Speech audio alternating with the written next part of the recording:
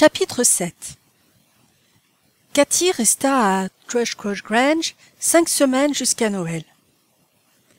Durant ce laps de temps, sa cheville se guérit complètement et ses manières s'améliorèrent beaucoup.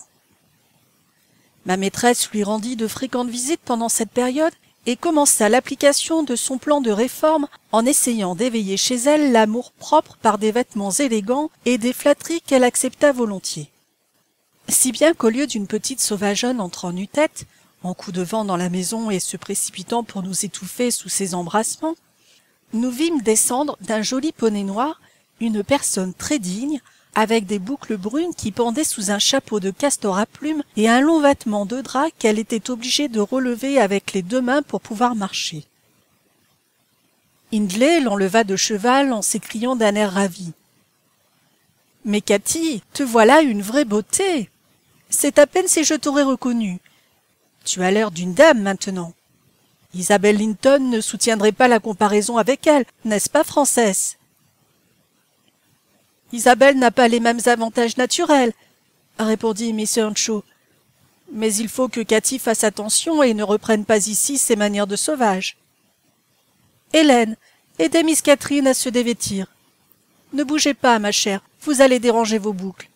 Laissez-moi vous retirer votre chapeau. Je la débarrassai de son habit de cheval, sous lequel apparurent une belle robe de soie écossaise et un pantalon blanc tombant sur des souliers reluisants.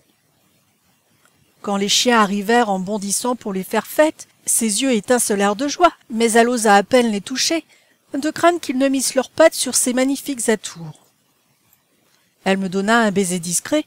J'étais couverte de farine, car j'étais apprêt à faire un gâteau de Noël, et ce n'était pas le moment de me serrer dans ses bras. Puis elle chercha autour d'elle Heathcliff. Monsieur et Miss Earnshaw attendaient avec anxiété leur rencontre qui, pensait-il, leur permettrait d'apprécier dans une certaine mesure si leur espoir d'arriver à séparer les 2 amis était fondé. On eut d'abord du mal à découvrir Heathcliff. S'il était insouciant, et si l'on se souciait peu de lui et avant l'absence de Catherine, c'était devenu 10 fois pis maintenant. Personne d'autre que moi n'avait même la bonté de lui dire qu'il était sale et de l'obliger à se laver au moins 1 fois par semaine. Et les enfants de son âge ne sont en général pas naturellement portés à trouver plaisir au savon et à l'eau. Aussi, sans parler de ses vêtements qu'il traînait depuis 3 mois dans la boue et dans la poussière, ni de son épaisse chevelure hirsute, sa figure et ses mains étaient-elles fâcheusement obscurcies. Il n'avait pas tort de se cacher derrière le banc, en voyant entrer dans la salle une si brillante et gracieuse demoiselle, au lieu de la réplique ébouriffée de lui-même qui l'attendait. « Heathcliff n'est-il pas ici ?» demanda-t-elle en ôtant ses gants et en montrant des doigts qui avaient extraordinairement blanchi grâce à l'oisiveté et à la réclusion. « Heathcliff, tu peux venir !»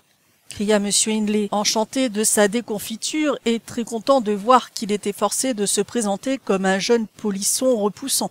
« Tu peux venir souhaiter la bienvenue à Miss Catherine, comme les autres domestiques. » Cathy, apercevant son amie dans sa cachette, y courut pour l'embrasser. Elle lui appliqua 7 ou 8 baisers sur chaque joue en 1 seconde, puis s'arrêta et recula, et éclata de rire en s'écriant « Oh, que tu as l'air sinistre et de mauvaise humeur, et que tu es drôle et vilain, mais c'est parce que je suis habituée à Edgar et à Isabelle Linton. Eh bien, Heathcliff, m'as-tu oublié ?» Elle avait quelque sujet de lui poser cette question, car la honte et l'orgueil assombrissaient doublement son visage et le tenaient immobile. « Donne-lui la main, Heathcliff, » dit M. Earnshaw avec condescendance. « Une fois en passant, c'est permis. » « Je ne veux pas, » répliqua le jeune garçon, retrouvant enfin sa langue. « Je ne resterai pas ici pour qu'on se moque de moi. Je ne le supporterai pas. » Et il se serait échappé si Miss Cathy ne l'eût saisi de nouveau. « Je ne voulais pas rire de toi, dit-elle. Je n'ai pas pu m'en empêcher. Heathcliff, donne-moi au moins la main. Pourquoi boudes-tu? C'est seulement parce que tu avais un air si étrange. Si tu te lavais la figure et si tu te peignais, ce serait parfait. Mais tu es si sale. Elle regardait avec inquiétude les doigts noirs qu'elle tenait dans les siens, et aussi sa robe qui, craignait-elle, n'avait pas gagné au contact avec les vêtements de Heathcliff. « Tu n'avais qu'à ne pas me toucher, » répondit-il, en suivant son regard et retirant vivement sa main. « Je serai sale si cela me plaît. J'aime à être sale et je veux être sale. » Là-dessus, il s'élança tête baissée hors de la pièce, au milieu des rires du maître et de la maîtresse, et au grand émoi de Catherine qui ne comprenait pas comment ces remarques avaient pu déterminer cet accès de mauvaise humeur.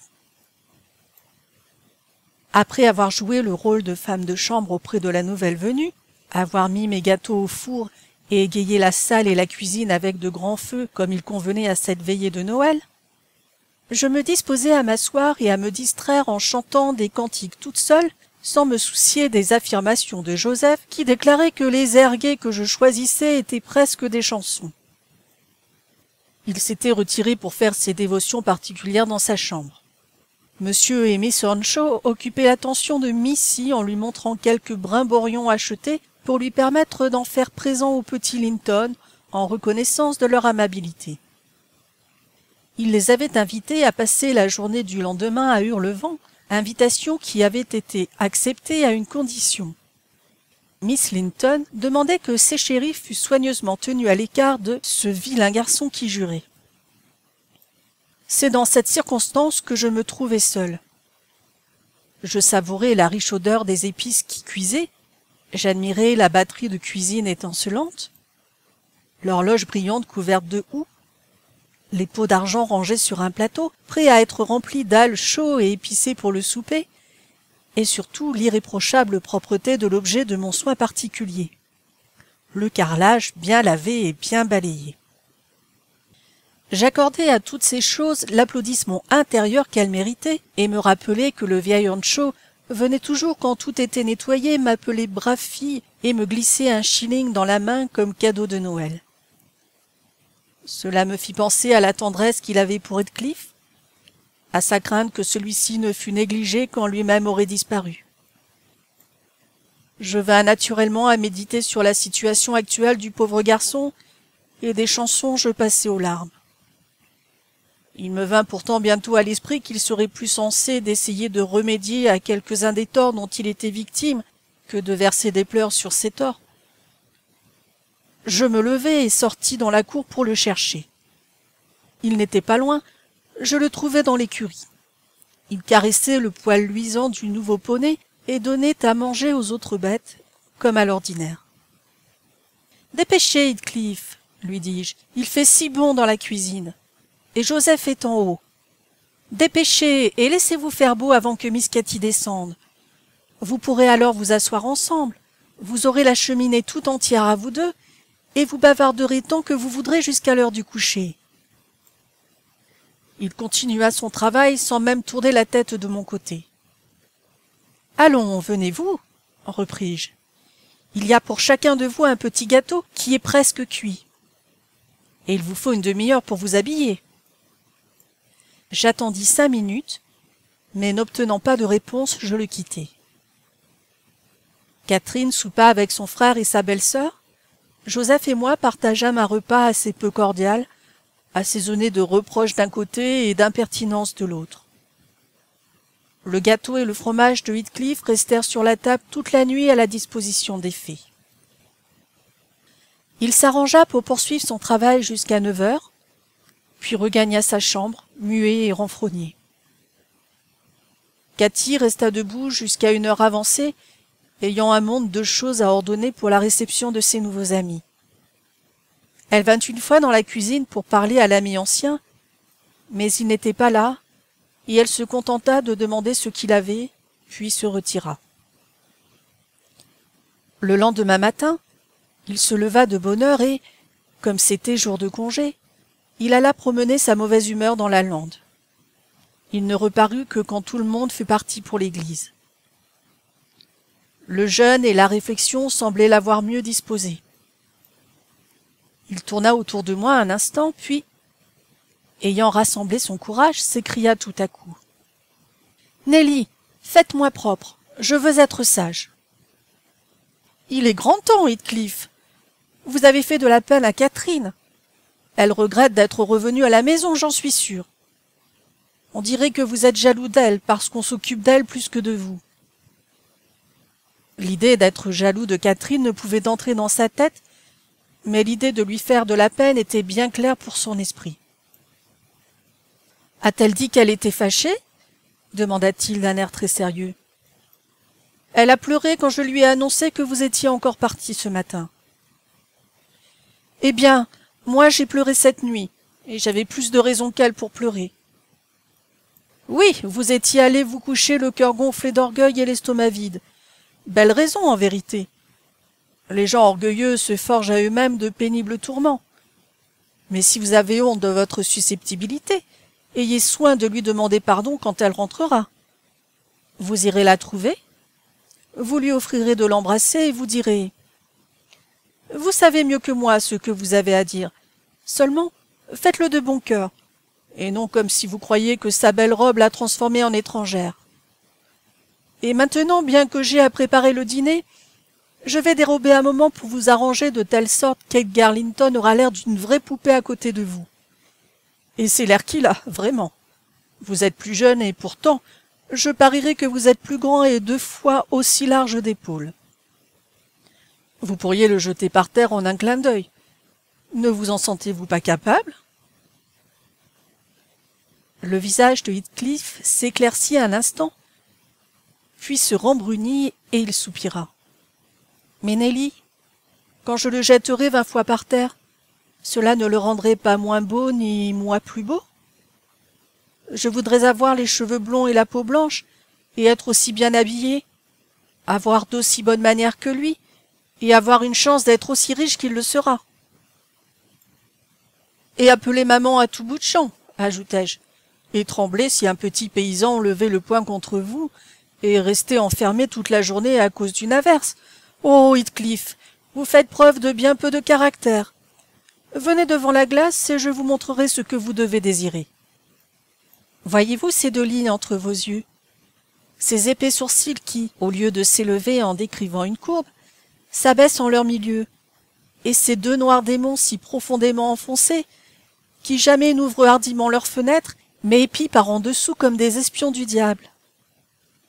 Appliquez-vous à effacer ces rides sinistres, à lever franchement les paupières, à changer ces démons en anges confiants et innocents, affranchis du soupçon et du doute, et voyant toujours des amis là où ils ne sont pas certains d'être en présence d'ennemis.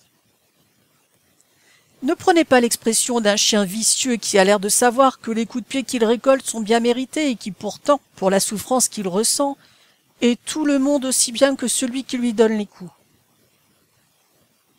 En d'autres termes, il faut que je souhaite d'avoir les grands yeux bleus et le front uni d'Edgar Linton, riposta-t-il. Je le souhaite, et cela ne m'aidera pas à les avoir.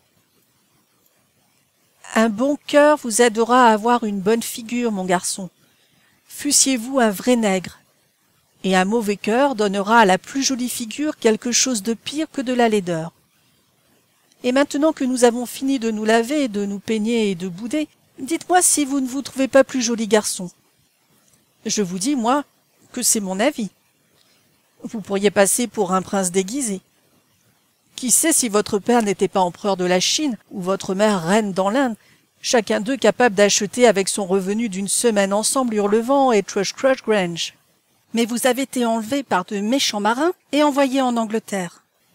À votre place, j'aurais une haute idée de ma naissance, et cette pensée me donnerait du courage et de la dignité pour supporter l'oppression d'un petit fermier. Je continuais de bavarder de la sorte. Heathcliff perdait peu à peu son air sombre. Il commençait même à prendre un visage tout à fait engageant, quand tout à coup notre conversation fut interrompue par le roulement sourd d'un véhicule qui montait la route et entra dans la cour.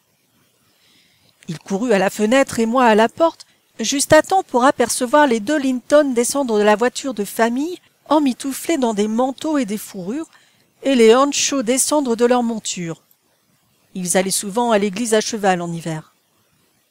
Catherine prit chacun des enfants par la main, les introduisit dans la salle et les installa devant le feu, ce qui mit vite de la couleur sur leur pâle visage. Je pressai mon compagnon de se dépêcher à présent et de montrer son aimable humeur, et il obéit volontiers. Mais la malchance voulut que, au moment qu'il ouvrait d'un côté la porte pour sortir de la cuisine, Hindley l'ouvrit de l'autre.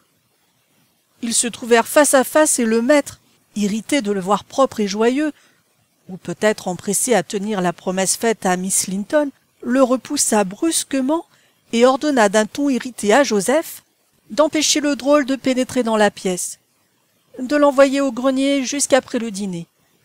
Il va fourrer ses doigts dans les tartes et voler les fruits, si on le laisse seul avec eux une minute.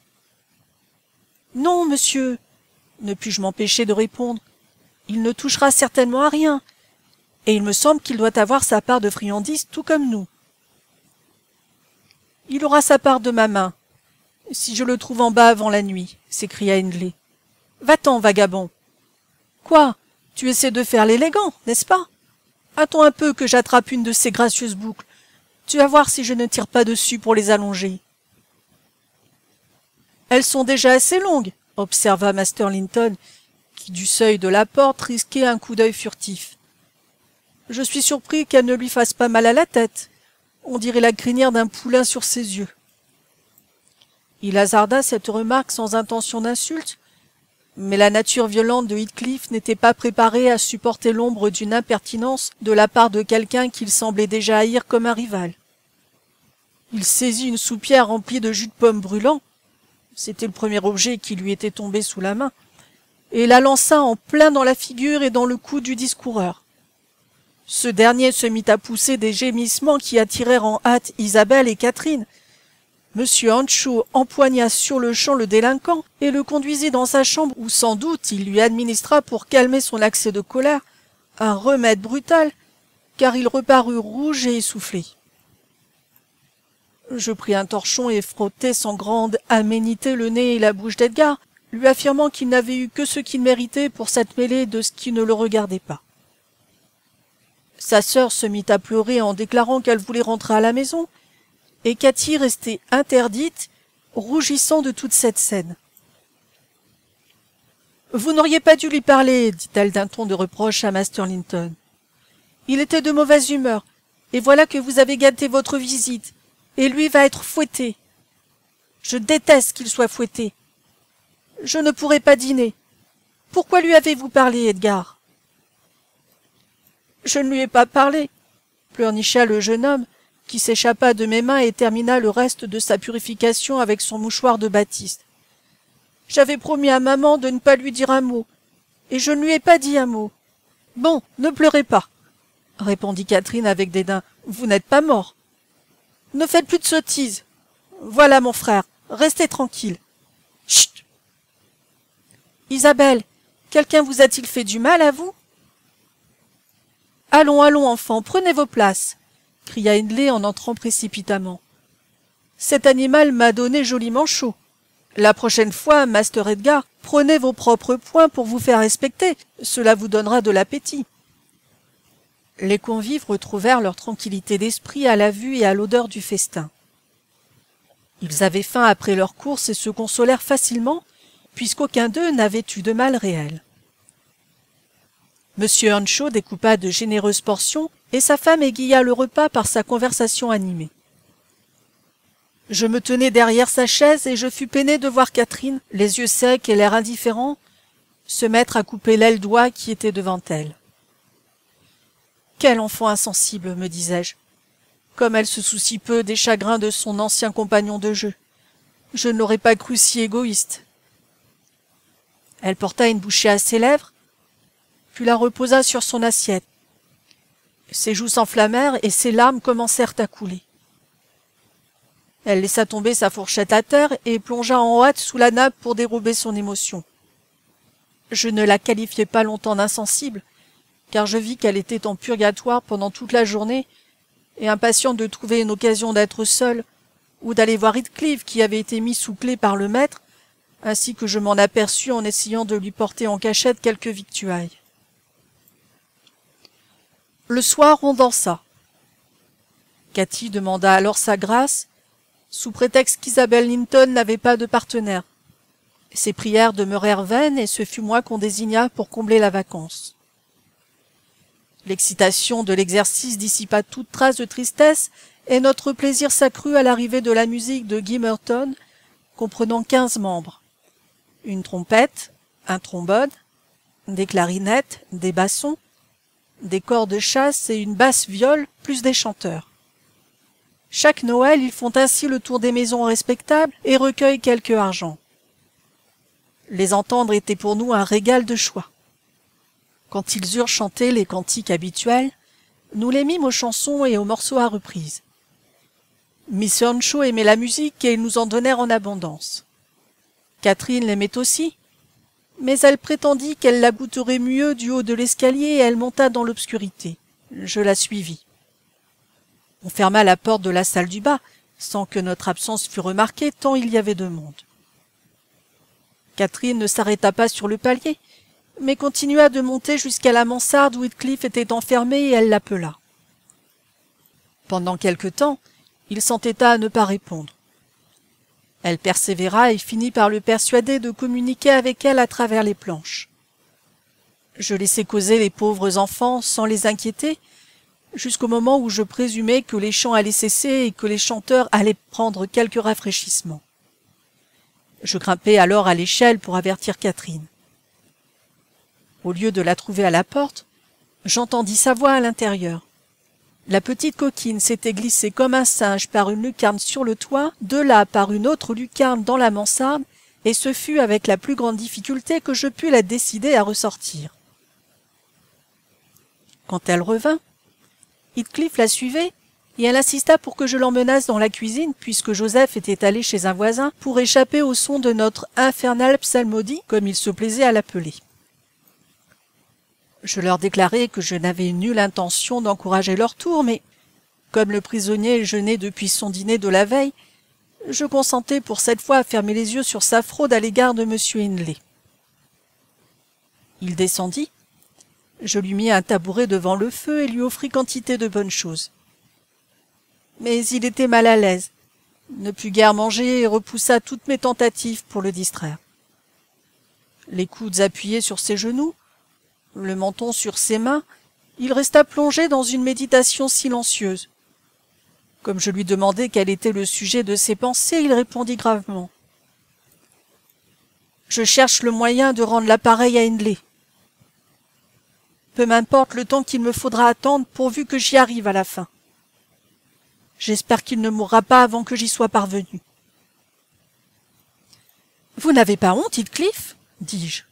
« C'est à Dieu de punir les méchants. Nous devons apprendre à pardonner. »« Non, Dieu n'aurait pas la satisfaction que j'aurai, répliqua-t-il. Je cherche seulement le meilleur moyen. Laissez-moi seul. Je vais combiner quelque chose. Quand je pense à cela, je ne souffre pas. »« Mais, monsieur le coude, j'oublie que ces contes ne peuvent guère vous divertir. Comment ai-je pu songer à bavarder aussi longtemps? Voilà que votre gruau est froid, et vous tombez de sommeil. J'aurais pu vous dire l'histoire de Heathcliff, du moins tout ce que vous avez besoin d'en savoir en une demi-douzaine de mots. » S'interrompant ainsi, ma femme de charge s'est levée et a commencé de ranger son ouvrage. Mais je me sentais incapable de quitter le coin du feu et fort loin d'avoir sommeil. « Restez assise, Miss Dean, me suis-je écrié. « Restez assise, encore une demi-heure. Vous avez parfaitement bien fait de me raconter l'histoire en détail. C'est la méthode que j'aime, et il faut que vous la finissiez de la même manière. Tous les personnages dont vous m'avez parlé m'intéressent plus ou moins. »« L'horloge va sonner 11 heures, monsieur. Peu importe.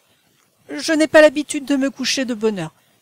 1 heure ou 2 du matin, c'est bien assez tôt quand on reste au lit jusqu'à 10. Vous ne devriez pas rester couché jusqu'à 10 heures. La meilleure partie de la matinée est déjà passée avant ce moment-là.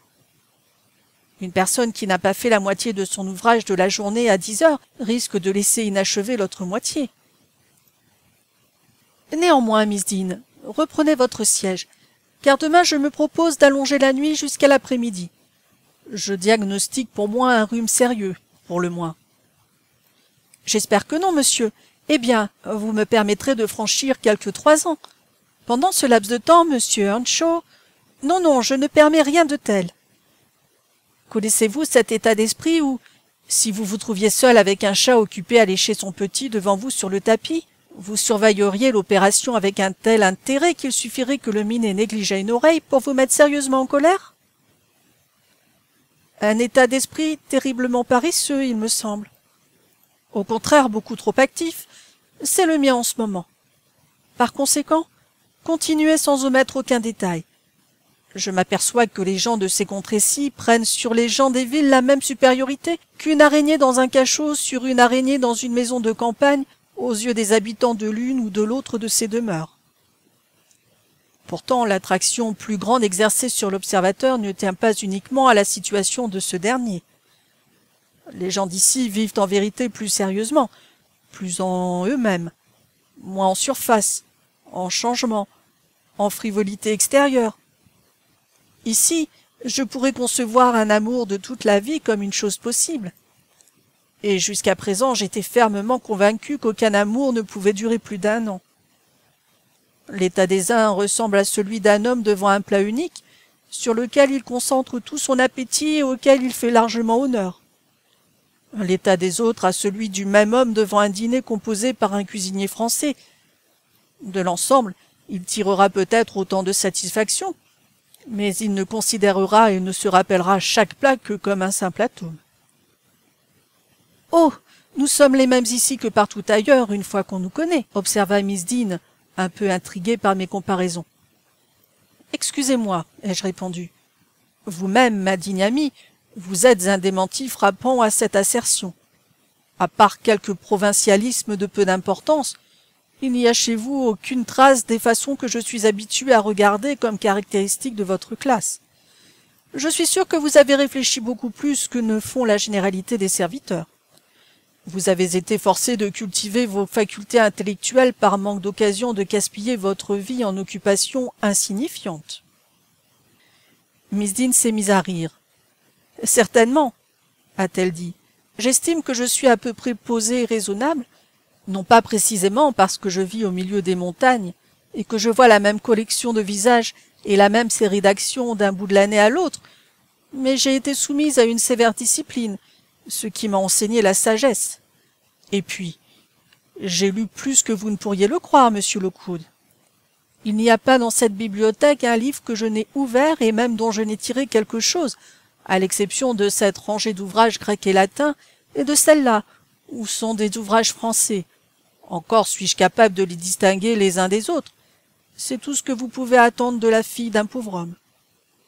Quoi qu'il en soit, si je dois poursuivre mon histoire à la façon d'une vraie commère, je ferai mieux de continuer, et au lieu de sauter 3 ans, je me contenterai de passer à l'été suivant. L'été de 1778. Voici près de 23 ans. Chapitre 8. C'est par une belle matinée de juin que naquit le premier joli poupon que j'eus à élever. Le dernier de l'antique famille Earnshaw. Nous étions occupés à faire les foins dans un pré éloigné, quand la servante qui nous apportait ordinairement notre déjeuner arriva en courant, 1 heure d'avance à travers la prairie, monta par le sentier, et tout en courant elle m'appelait. « Oh, un si gros bébé !» cria-t-elle tout essoufflée. « Le plus beau garçon qui ait jamais vu le jour. Mais le docteur dit que la maîtresse est perdue. Il dit qu'il y a plusieurs mois qu'elle s'en va de la poitrine. Je le lui ai entendu déclarer à M. Hindley. Maintenant qu'elle n'a plus rien pour la soutenir, elle sera morte avant l'hiver. Il faut que vous reveniez sur le champ à la maison. C'est vous qui allez l'élever, Nelly. Vous allez lui donner du lait et du sucre et prendre soin de lui jour et nuit.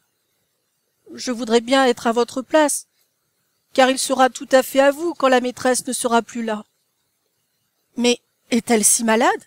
demandai-je en jetant mon râteau et attachant mon chapeau. « Je le crois. Pourtant elle a l'air vaillant, et elle parle comme si elle pensait vivre assez pour voir le bébé devenir un homme. Elle est folle de joie, il est si beau. Si c'était moi, je suis sûre que je ne mourrais pas. J'irais mieux rien qu'à le regarder, en dépit de Kenneth, qui m'a rendue vraiment furieuse. Dame Archer avait descendu le chérubin au maître dans la salle, et la figure de celui-ci commençait à s'éclaircir, quand ce vieux gros oignon s'avance et dit « Earnshaw, c'est une bénédiction que l'existence de votre femme ait pu être suffisamment prolongée pour qu'elle vous laisse ce fils. Quand elle est arrivée ici, j'étais convaincu que nous ne la conserverions pas longtemps, et maintenant, je dois vous en avertir, l'hiver l'achèvera probablement. Ne vous lamentez pas, ne vous désolez pas trop, il n'y a rien à faire. Et puis, vous auriez dû être mieux avisé que de choisir un pareil fétu de fille. » Et qu'a répondu le maître? Je crois qu'il a répondu par un juron. Mais je ne faisais pas attention à lui, je tâchais de voir le bébé. Et elle recommença de le dépeindre avec ravissement. Aussi excité qu'elle, je courus en hâte vers la maison afin de l'admirer pour mon compte. J'étais cependant très triste en pensant à Hindley. Il n'y avait place dans son cœur que pour deux idoles, sa femme et lui-même. Il chérissait les deux, allait jusqu'à adorer l'une, et je me demandais comment il en pourrait supporter la perte. Quand nous arrivâmes à Hurlevent, nous le trouvâmes à la porte de la façade. En passant, je lui demandai comment allait le bébé. « Presque prêt à courir, Nelly, » répondit-il avec un joyeux sourire. « Et la maîtresse » hasardai-je. Le docteur dit qu'elle est... Il m'interrompit. « Le diable emporte le docteur !» Et il rougit. « Française va très bien. Elle sera tout à fait remise d'ici à la semaine prochaine. Vous montez? Voulez-vous lui dire que je vais venir, si elle promet de ne pas parler? Je l'ai quittée parce qu'elle ne cessait de bavarder, et il faut... Dites-lui que M. Kenneth a prescrit qu'elle reste calme. » Je fis la commission à Miss Earnshaw. Elle avait l'air d'avoir un peu d'excitation fiévreuse et répondit gaiement. « J'avais à peine dit un mot, Hélène, que par 2 fois il est sorti en pleurant. Bon, dites-lui que je promets de ne pas parler. Mais cela ne m'engage pas à ne pas lui rire au nez. » Pauvre âme! Jusqu'à la semaine où elle mourut, cette gaieté ne l'abandonna pas, et son mari persista avec entêtement, avec furie même, à affirmer que sa santé s'améliorait de jour en jour. Quand Kenneth l'avertit qu'à ce stade de la maladie, ses médecines ne servaient plus à rien et qu'il était inutile qu'il continuât à lui faire des dépenses pour la soigner, Hindley répliqua. « Je sais que c'est inutile. Elle va bien. Elle n'a plus besoin de vos soins. Elle n'a jamais été malade de la poitrine.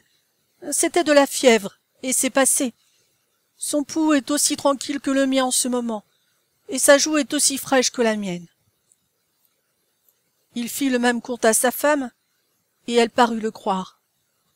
Mais une nuit, comme elle s'appuyait sur son épaule et lui disait qu'elle pensait être en état de se lever le lendemain, elle fut prise d'un accès de toux. Un accès très léger. Il la souleva dans ses bras, elle lui mit les 2 mains autour du cou. Sa figure changea, elle était morte. Comme l'avait prévu la servante, le petit Harton passa complètement dans mes mains.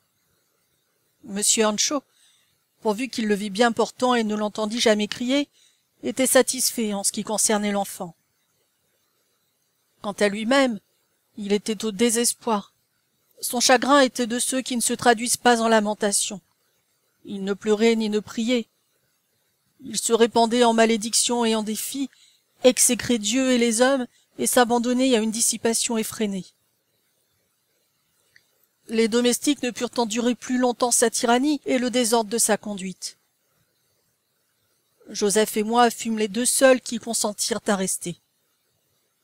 Je n'avais pas le courage d'abandonner l'enfant confié à ma charge. De plus, vous savez, j'avais été la sœur de lait de Hindley, et j'excusais plus facilement sa conduite que n'aurait fait une étrangère.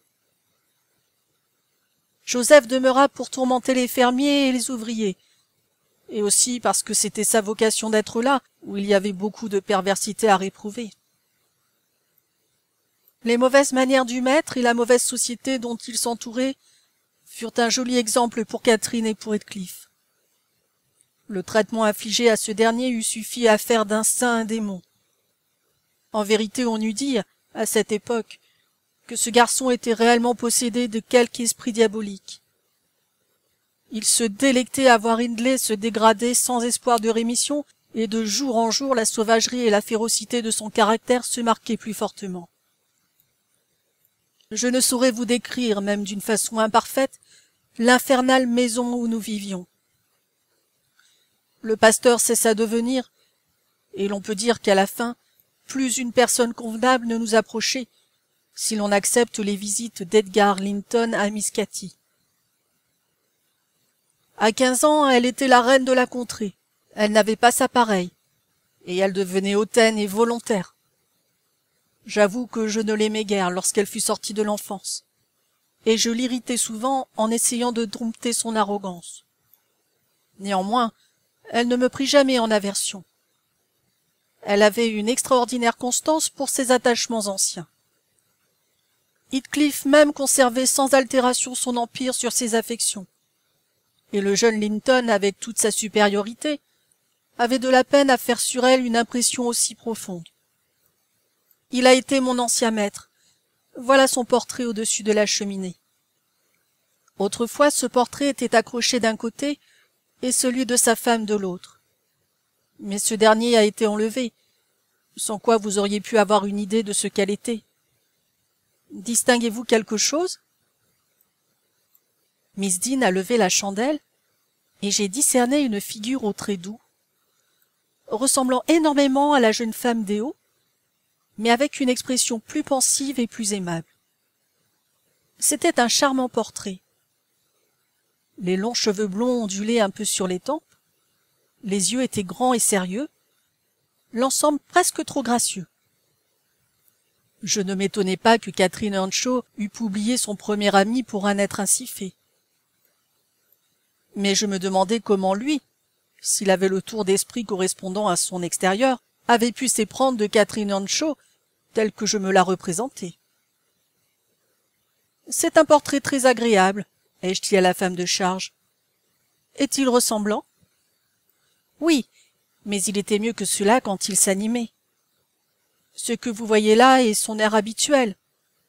En général, il manquait d'entrain. » Catherine avait conservé ses relations avec les Linton depuis son séjour de 5 semaines chez eux.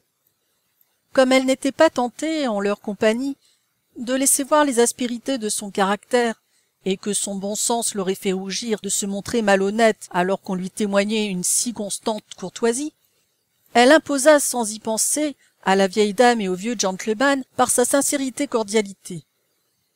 Elle gagna l'admiration d'Isabelle, le cœur et l'âme de son frère, conquêtes qui la flattèrent dès le début, car elle était pleine d'ambition, et qui la conduisirent à adopter un double personnage sans intention précise de tromper personne. Dans la maison où elle entendait traiter Heathcliff de vulgaire jeune coquin, de pire qu'une brute, elle avait soin de ne pas se conduire comme lui. Mais chez elle, elle se sentait peu encline à pratiquer une politesse dont on n'aurait fait que rire et à réfréner sa fougueuse nature, quand cela ne lui aurait valu ni crédit ni louange.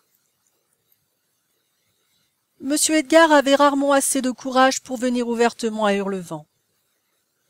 Il avait la terreur de la réputation d'Earnshaw et frémissait à l'idée de le rencontrer. Pourtant, nous le recevions toujours aussi poliment que possible. Le maître même évitait de l'offenser, car il connaissait l'objet de ses visites, et, s'il ne pouvait être gracieux, il se tenait à l'écart. J'incline à croire que sa présence chez nous était désagréable à Catherine. Celle-ci n'avait ni artifice, ni coquetterie et voyait avec un déplaisir évident toute rencontre entre ces deux amis. En effet, lorsque Heathcliff exprimait son mépris pour Linton en présence de ce dernier, elle ne pouvait pas tomber à moitié d'accord avec lui, comme elle faisait lorsqu'ils étaient seuls. Et, quand Linton manifestait son dégoût et son antipathie pour Heathcliff, elle n'osait pas traiter ses sentiments avec indifférence, comme si la dépréciation de son compagnon de jeu eût été pour elle de peu d'importance. J'ai souvent ri de ses perplexités et de ses soucis d'avouer, qu'elle cherchait vainement à soustraire à mes railleries. Cela semble peu charitable, Mais elle était si fière qu'il devenait en vérité impossible d'avoir pitié de ses chagrins tant qu'elle ne se laisserait pas ramener à plus d'humilité. Elle se décida enfin à avouer et à se confier à moi. Il n'y avait personne d'autre qu'elle pût prendre comme conseiller. Un après-midi, M. Hindley étant sorti, Heathcliff crut pouvoir en profiter pour se donner congé. Il avait alors atteint 16 ans, je crois, et, sans avoir de vilains traits et sans être dépourvu d'intelligence, il trouvait cependant moyen de produire une impression de répulsion, morale et physique, dont il ne subsiste pas trace dans son aspect naturel. En premier lieu, il avait à cette époque perdu le bénéfice de son éducation première. Un pénible et incessant travail manuel, commençant chaque jour de bonne heure et finissant tard, avait étouffé la curiosité qu'il avait pu jadis avoir d'acquérir des connaissances, ainsi que le goût des livres ou de l'étude. Le sentiment de supériorité que lui avaient inculqué dans son enfance les faveurs du vieux monsieur Earnshaw s'était éteint. Il lutta longtemps pour se tenir sur un pied d'égalité avec Catherine dans ses études, et ne céda qu'avec un regret poignant, quoique silencieux, mais il céda complètement, et rien ne put le déterminer à faire un pas pour l'élever, dès qu'il se fut aperçu qu'il était condamné à tomber au-dessous du niveau qu'il avait autrefois atteint. Puis l'apparence extérieure s'harmonisa avec la dégradation mentale. Il prit une démarche lourde et un aspect vulgaire. Son humeur, naturellement réservée, s'exagéra jusqu'à une morosité insociable presque stupide, et il parut trouver un plaisir amer à exciter l'aversion plutôt que l'estime des rares personnes qu'il connaissait. Catherine et lui continuaient d'être toujours ensemble pendant les périodes où son travail lui laissait quelque répit. Mais il avait cessé de lui exprimer sa tendresse par des paroles, et il repoussait avec une colère soupçonneuse ses caresses infantines, comme s'il se fût rendu compte qu'elle ne pouvait éprouver que peu d'agrément à lui prodiguer de pareilles marques d'affection. Dans la circonstance dont je viens de parler, il entra dans la salle pour annoncer son intention de ne rien faire, tandis que j'aidais Miss Cathy à arranger sa toilette. Elle n'avait pas prévu qu'il lui prendrait fantaisie de rester oisif. Pensant qu'elle aurait la maison à elle seule, elle s'était arrangée pour avertir M. Edgar de l'absence de son frère et se préparer en ce moment à le recevoir. « Cathy, es-tu occupée cet après-midi » demanda Heathcliff. « Vas-tu quelque part ?»« Non, il pleut, » répondit-elle. « Alors pourquoi as-tu cette robe de soie ?»« Personne ne doit venir ici, j'espère. »« Pas que je sache, » balbutia Miss. « Mais tu devrais être au champ à cette heure-ci, Heathcliff. Il y a déjà 1 heure que nous avons fini de dîner. Je te croyais parti. » Hindley ne nous débarrasse pas si souvent de sa maudite présence. Je ne travaillerai plus aujourd'hui. Je vais rester avec toi. « Oh, mais Joseph le lui dira, » insinua-t-elle. « Tu ferais mieux de t'en aller. » Joseph est en train de charger de la chaux de l'autre côté des rochers de Penistone. Cela lui prendra jusqu'à la nuit, et il n'en saura rien. Ce disant, il s'approcha nonchalamment du feu et s'assit. Catherine réfléchit un instant, les sourcils froncés. Elle cherchait à aplanir les voies à l'intrusion prévue. « Isabelle et Edgar Linton ont parlé de venir cet après-midi, » dit-elle après une minute de silence.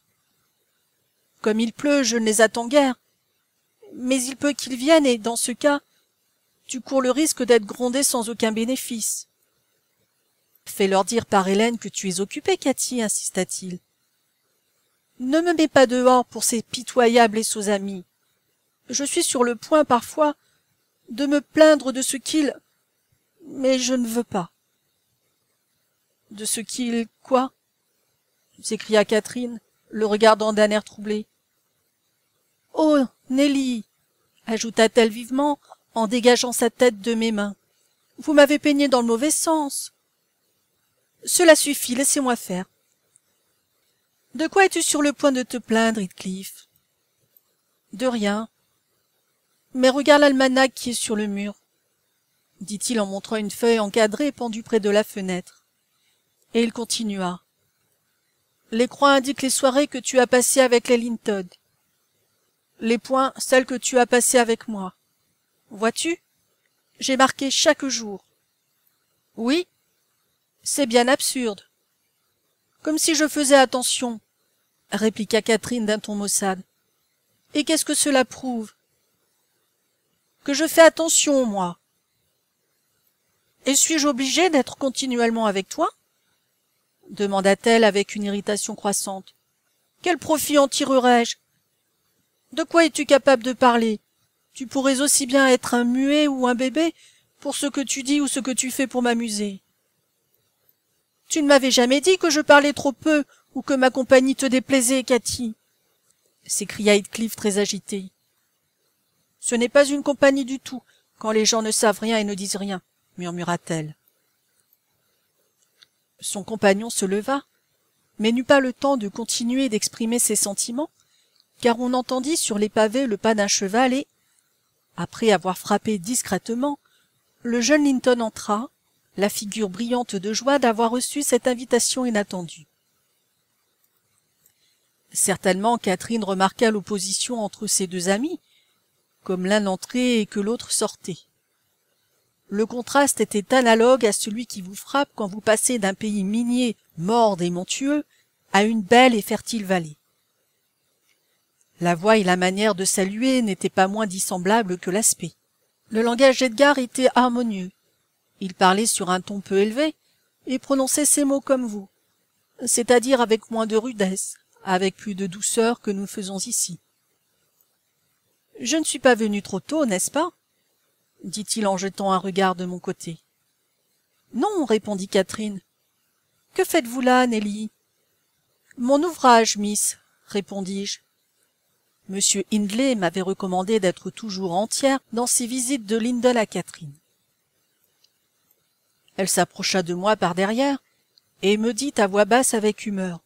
« Allez-vous-en avec vos torchons. Quand il y a des visiteurs à la maison, les domestiques ne se mettent pas à frotter et à nettoyer dans la pièce où ils sont. »« C'est une bonne occasion pendant que le maître est sorti, » répondis-je tout haut. « Il déteste que je m'agite en sa présence au milieu de tous ces objets. Je suis sûr que monsieur Edgar m'excusera. »« Et moi je déteste que vous vous agitiez en ma présence !» s'écria la jeune fille d'un ton impérieux sans laisser à son hôte le temps de parler. Elle n'avait pas encore pu retrouver son calme depuis sa petite dispute avec Heathcliff. « Je le regrette, Miss Catherine, répliquai-je, et je continuai mon travail avec assiduité. Pensant qu'Edgar ne pouvait la voir, elle m'arracha le torchon des mains et me pinça rageusement le bras en prolongeant la torsion. Je vous ai dit que je ne l'aimais pas et que je trouvais un certain plaisir à mortifier sa vanité de temps à autre. De plus, elle m'avait fait extrêmement mal. Je me relevai, comme j'étais à genoux, et m'écriai. « Oh, miss! Voilà un vilain tour! Vous n'avez pas le droit de me pincer et je ne le supporterai pas. »« Je ne vous ai pas touchée, menteuse !» cria-t-elle, les doigts frémissants du désir de recommencer et les oreilles rouges de rage.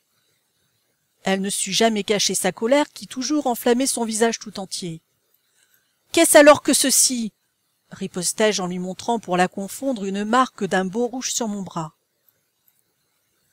Elle frappa du pied, hésita un instant, puis, irrésistiblement poussée par ses mauvais instincts, me donna une claque cinglante qui me remplit les deux yeux de larmes. Linton s'interposa. « Catherine, ma chère, Catherine !» dit-il très choqué de la double faute de fausseté et de violence que son idole avait commise. « Quittez cette chambre, Hélène !» répéta-t-elle en tremblant des pieds à la tête. Le petit Tarton, qui me suivait toujours partout et était assis par terre près de moi, se mit à pleurer lui-même en voyant mes larmes et se répandit en plainte contre la méchante tante Cathy, ce qui attira la fureur de celle-ci sur le malheureux enfant. Elle le saisit par les épaules et le secoua tellement fort que le pauvre petit devint livide et qu'Edgar, instinctivement, s'empara des mains de la jeune fille pour le délivrer. En un clin d'œil, L'une des mains fut dégagée et le jeune homme stupéfait se la sentit appliquer sur la joue d'une manière qui excluait toute idée de plaisanterie. Il recula consterné. Je pris Ayrton dans mes bras et passai avec lui dans la cuisine, laissant ouverte la porte de communication, car j'étais curieuse de voir comment ils régleraient leur querelle. Le visiteur offensé, pâle et les lèvres tremblantes, se dirigea vers l'endroit où il avait posé son chapeau. « Voilà qui est bien, me dis-je. Tenez-vous pour averti et partez. C'est fort aimable à elle de vous donner un aperçu de son véritable caractère. »« Où allez-vous » demanda Catherine en s'avançant vers la porte. Il fit un détour et essaya de passer. « Vous ne vous en irez pas » s'écria-t-elle avec énergie. « Il faut que je parte et je partirai » répliqua-t-il d'une voix faible. « Non » dit-elle avec obstination, en saisissant le bouton de la porte. « Pas encore, Edgar Linton. Asseyez-vous. Vous ne pouvez pas me quitter quand je suis dans un pareil état. Je serai malheureuse toute la nuit, et je ne veux pas être malheureuse à cause de vous. »« Puis-je rester après avoir été frappée par vous ?» demanda Linton. Catherine garda le silence. « Vous m'avez donné peur et honte de vous, » continua-t-il. « Je ne reviendrai plus ici. » Les yeux de Catherine commençaient à devenir brillants et ses paupières à battre. « Et vous avez fait un mensonge de propos délibéré, » ajouta-t-il. « Ce n'est pas vrai, » cria-t-elle, recouvrant la parole. « Je n'ai rien fait de propos délibéré. Eh bien, allez si cela vous plaît, partez. Et maintenant je vais pleurer. Je vais pleurer à m'en rendre malade. » Elle se laissa tomber à genoux contre une chaise et se mit à pleurer pour de bon. Edgar persévéra dans sa détermination jusqu'à la cour. Là, il hésita. Je résolus de l'encourager. « Miss est terriblement capricieuse, monsieur, » lui criai-je aussi méchante que le fut jamais enfant gâté. « Vous feriez mieux de retourner chez vous, sans quoi elle sera malade, rien que pour nous ennuyer. » Le faible Linton jeta un regard de côté par la fenêtre. Il était aussi peu capable de s'en aller qu'un chat d'abandonner une souris qu'il a à moitié tuée ou un oiseau qu'il a à moitié dévoré. « Oh, pensai-je, rien ne peut le sauver. Il est condamné et vole à son destin. » C'est ce qui arriva. Il fit brusquement demi-tour, rentra précipitamment dans la salle, ferma la porte derrière lui, et quand je vins quelque temps après les avertir qu'Earnshaw était revenu ivre mort et prêt à mettre la maison sans dessus-dessous, c'était son habitude quand il était dans cet état, je vis que la querelle n'avait fait que resserrer leur intimité, qu'elle avait brisé la glace de la timidité juvénile, qu'elle leur avait permis de renoncer au déguisement de l'amitié et de s'avouer leur amour. La nouvelle de l'arrivée de M. Hindley fit fuir aussitôt Linton vers son cheval et Catherine dans sa chambre. J'allai cacher le petit Ayrton et décharger le fusil de chasse du maître, car, dans sa folle excitation, il aimait à jouer avec cette arme au péril de la vie de ceux qui provoquaient ou simplement attiraient trop son attention. Et j'avais pris le parti d'enlever la charge pour l'empêcher de faire un malheur s'il allait jusqu'à vouloir tirer.